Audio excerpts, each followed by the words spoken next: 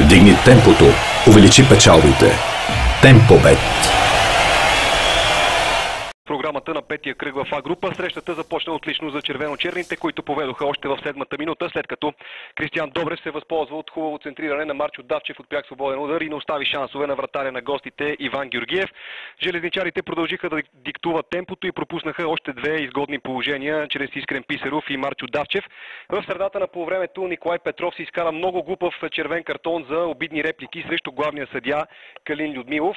От тук до края на срещата състава на Локомотив София продължи да владее инициативата и да създава положение след положение пред противниковата врата. Съпротивителните сили на Цветкавица Търговище приключиха. Така се стигна до 34-та минута, когато след изпълнение на ъглов удар от страна на Марчо Давчев, Румен Горанов се оказа най-съобразителен в наказателното поле и с глава отвои аванса на домакините. Така резултата стана 2-0. През второто полувреме зрителите на стадион Васил Левски, които не бяха никак много, видяха още три попадения. В началото на втората част гол за Цветкавица изненадващо отбеляза футболиста с номер 19 Мухамед, който между другото остави добри впечатления с играта си заедно с Славчо Шоколаров.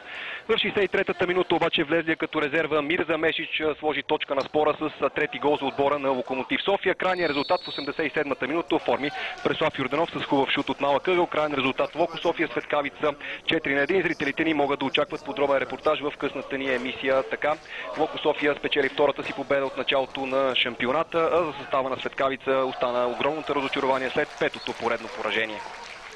Благодаря.